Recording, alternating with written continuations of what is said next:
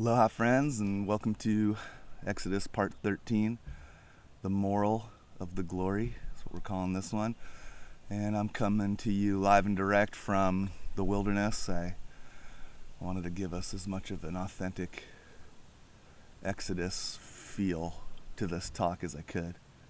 So here we are in the forest. Pardon the sounds of golf carts. Should you hear them in the background for whatever reason, our forests are now densely populated by diesel-powered golf carts. Like that one. But I digress. All right. The moral of the glory. Our key text this morning comes from Exodus 24 and 34. It's Moses atop Mount Sinai face to face with the divine. And in that text we read, "The Lord said to Moses, 'Come up to me on the mountain and stay here. I'll give you tablets of stone, the law and commands that I've written, so that my people may be taught.' So Moses went up on the mountain, and the cloud covered it. The glory of the Lord settled on Mount Sinai. To the Israelites watching below, the glory of the Lord looked like a blazing fire on the mountaintop. Moses entered and stayed there for 40 days, 40 nights. When Moses came down from the mountain carrying the 2 tablets of the covenant in his hands, he didn't realize that the skin of his face was radiant from having spoken to God. When the people saw the brilliance of his face, they were afraid of him, afraid of the light lingering from God's presence. So Moses wore a veil over his face every time he spoke with them."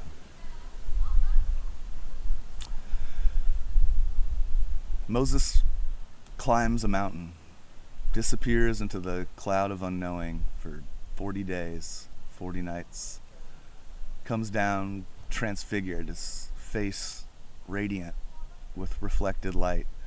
And what does he come back down from this mountaintop experience? But most likely, I would think, if not one of the most profound mystical experiences in the history of humankind, at least one of the most well documented. And what does it produce? What does Moses come down from the mountain with? A ream of poetry attempting to describe the ineffable experience of union with the divine.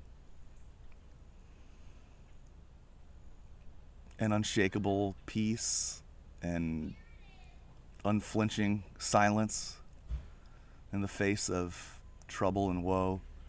No, actually, that's not at all what he comes back down with. He comes with, I don't know, something that seems a bit like a spreadsheet, some kind of like cosmic lawyer speak, contract, detailing with hyper specificity just how it is that humankind and God shall relate going forward. Moses experiences transcendent oneness, and he comes back down with a book of rules. Is this what you would have seen coming? So, as you may by now have realized, my preferred hermeneutic for studying scripture is paradox. It's to take 2 concepts that both seem to be verified, validated, communicated from the same place, in this case, scripture, and to place them alongside each other and say, is there any way to hold both of these together?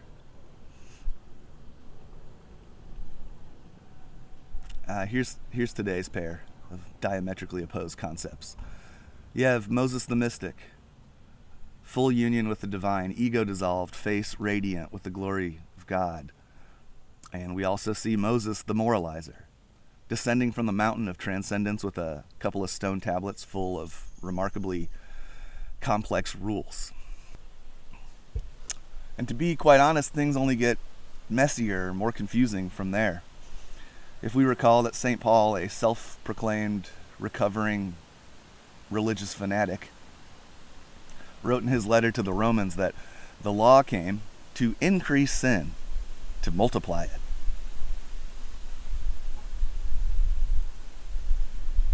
Oh, the breeze.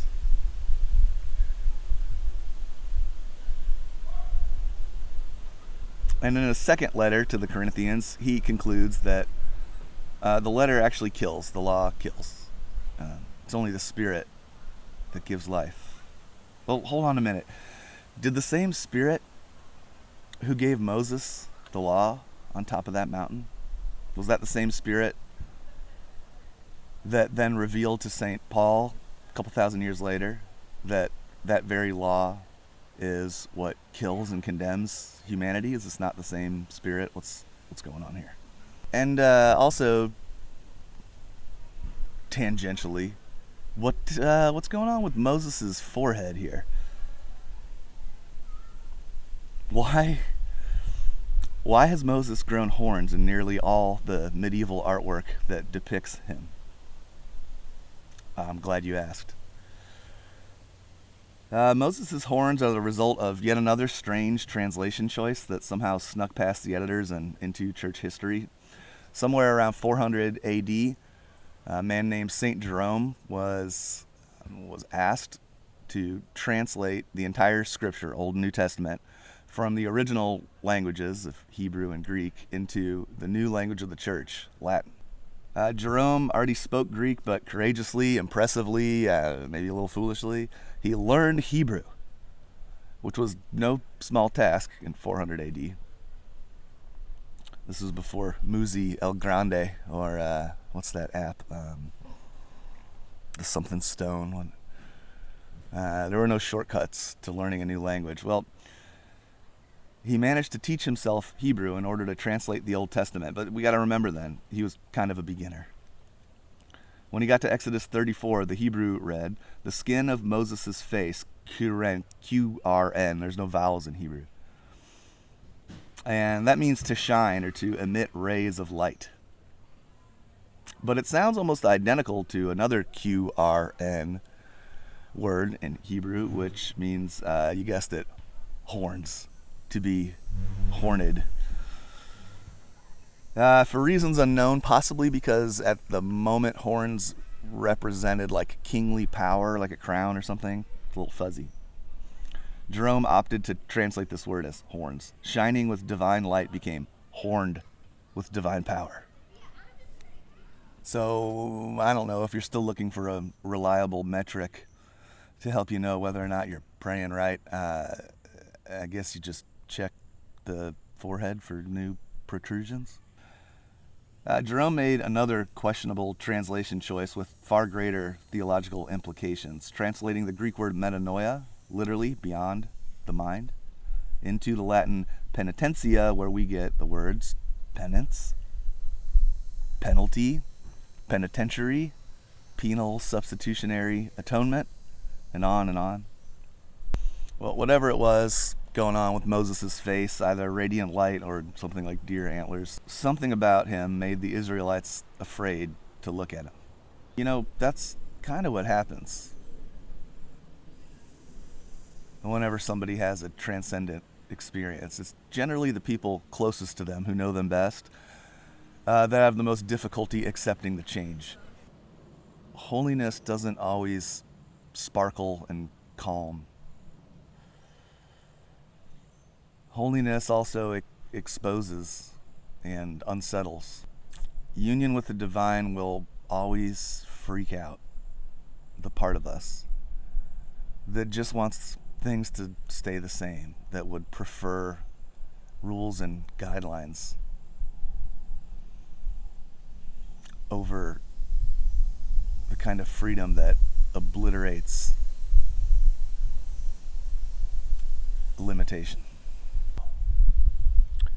Over the last year, 3, 4, 5 years, I've been hesitant to offer many teachings along the lines of what may traditionally be called like morality, moral teaching. And this isn't because I think that morality is unimportant. Of course, it's incredibly important. It's just in response to how dramatically overemphasized morality has become in religion, maybe especially in Western Christianity. Seems to me that religion has mistaken the trailhead for the destination. And the unfortunate result of that is that we often need to exit religion entirely, at least for a little while, for our journey to actually begin. Because the journey, the way of Christ, explicitly demands something much more costly than just becoming a good boy or a good girl. The way requires a complete death to self. And if you look closely, you come to realize that morality is easily converted into yet another stage for the ego to perform upon, to act out a private salvation project in full view of others, which coincidentally is exactly the thing that Jesus warned the religious leaders about nearly every time he spoke with them. See, the ego actually loves morality. Clear moral guidelines offer not only something for it to berate the id about, but even better, clear moral guidelines are maybe the only part of the spiritual path that the ego can pull off on its own, at least for a little while, without grace. And this is what St. Paul saw finally so clearly. He wrote, "The law was brought in so that trespasses might increase." Have you ever noticed that the more off limits something is, the more enticing it suddenly becomes? Paul is highlighting that strange psychological phenomenon that I'm sure we're all familiar with.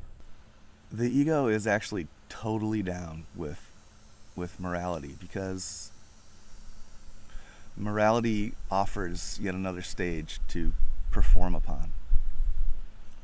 The message of Christ is to die to self, to die to that part of us that feels it needs to be acknowledged and recognized and affirmed in order to know that it exists, in order to know that it's safe. Gregory of Nyssa wrote, "The purpose of the soul is not to multiply good deeds, but to clear the obstacles to the experience of union." So St. Paul observed that the law magnifies the illusion of control and offers an opportunity to stretch that illusion to a breaking point,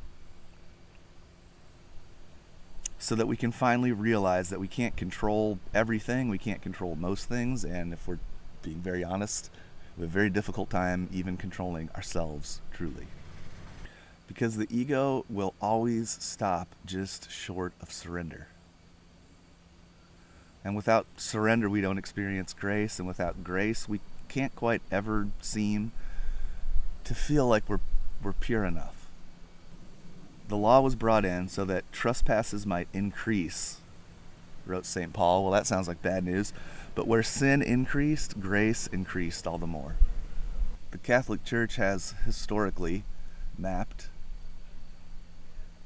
the journey of awakening, enlightenment, salvation into 3 stages: purgation, purging, illumination, and union. Morality, the 10 Commandments, slot into that initial stage. You know, the Israelites had been enslaved for 400 years. At this point, they'd left Egypt, but Egypt hadn't yet left them. They were still stuck in slave mentality. They needed some structure, some guidelines, some sense of order or standards, but they needed it as a scaffolding to protect and to uphold what was being built, which is the inner temple, the place where we come to recognize the invitation to rest in the presence of God. Rests in us eternally. This was Moses' realization from the mountain. While he's up there, the Israelites panicked for fear of losing their leader, and probably even more, they panicked in order to mask the terror of the knowledge that eventually they would have to learn to lead themselves. And so their anxiety did what anxiety does, came up with a truly terrible plan to melt down all their gold into an idol, so at least they'd have something to worship. Shortly after that, Moses came down with the new rules of engagement for communing with the divine. And right there at the top of the list was that, we ought not make idols to worship. And in tragic irony, these new rules became the biggest idol that they ever had. It's so tempting to mistake the map for the terrain. The Israelites moved from worshiping an image to worshiping their own certainty. And there we have the history of religion in a nutshell.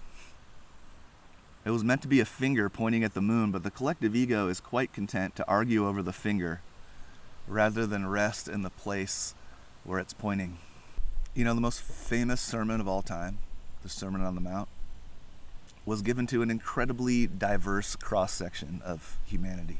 Skeptics and true believers, holy men and career criminals, prostitutes and disciples, rich, poor, young, old, male, female, all of us. The Sermon on the Mount was delivered to all of us. And the opening lines of the most famous sermon ever preached go like this: "You are the salt of the earth. You are the light of the world. You are a city on a hill. You're already here."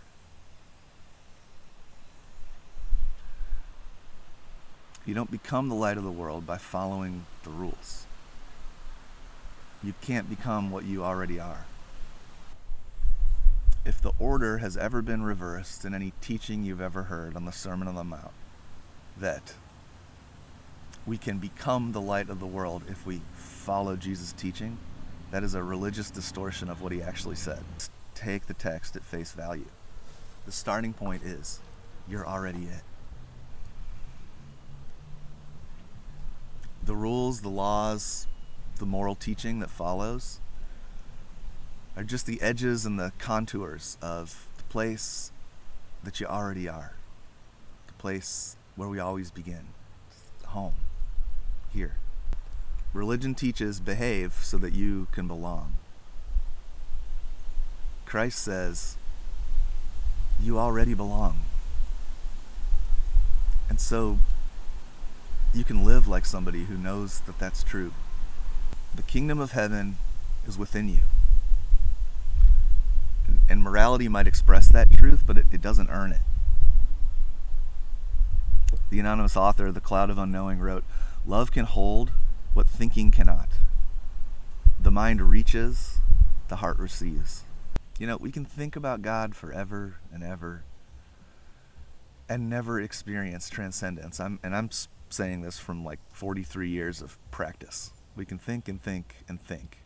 And what we think of always remains just out of reach because we're analyzing it. And to analyze something is to be separate from and to observe it and to pick it apart and to attempt to understand. And that's fine. I still spend a lot of my days that way. But we can think and think and think about God or love and never experience the transcendent quality of it. But one act of love, privately or interpersonally, where the love is pure enough that our defenses collapse, is the transcendent experience of ultimate reality that the intellect can only ever analyze. The way of Christ is a movement from performative morality and virtue signaling, from religion, which is basically trying to be good so that I can belong, to being loved so deeply that all that goodness bottled up in here comes bubbling out. But here's the thing. The hardest person to love is often ourself. We can feed the panhandler outside the grocery store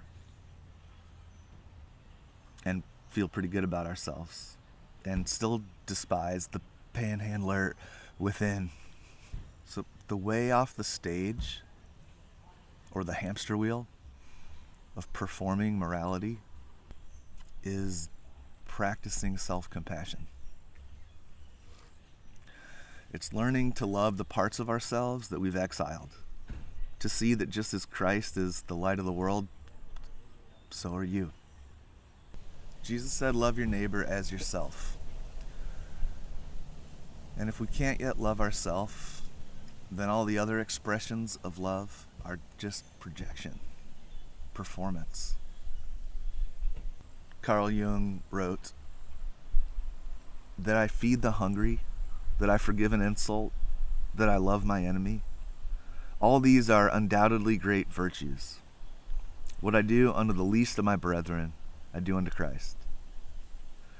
But what if I should discover that the least among them all, the poorest of beggars, the most impudent of all offenders, yes, the very enemy himself, that these are within me,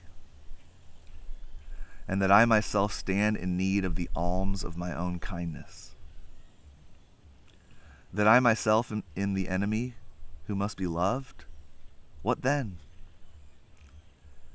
Well then, as a rule, the whole truth of Christianity is reversed. There's no more talk of love and long-suffering. We say to the brother within us, Raka, you fool, and condemn and rage against ourselves. We hide him from the world. We deny ever having met this least among the lowly in ourselves. And if it had been God himself who sought entry into us, we would have denied him 1,000 times before a single cock crowed. For we are afraid of the divine presence in the depths of our soul, afraid to see ourselves as we truly are, beggars who must learn to feed the beggar within. So I guess the moral of the glory is, until we turn our love inward towards the shamed and exiled parts of ourselves, then we'll continue to live in a world of performative morality. Unexamined intentions, a gnawing sense of separateness, hierarchy, obligation, religion, rules, laws, exhaustion. A thick and tangled mess of a bushel that hides the truth of the light within. Moses found the light, and he rested in it. He let it wash over him until he came to see the truth of who he is, until he came to reflect, to radiate, to inhabit, to allow the flow of that same light from the center of his being. And that light terrified the people, just as it terrified us, until we came to see that the same light shines within each of us, and that the nature of the light is love, and that the expression of love is acceptance of you, the whole person. The beginning of change is acceptance. St. Paul wrote, "Those who are governed by the Spirit have no need for a law."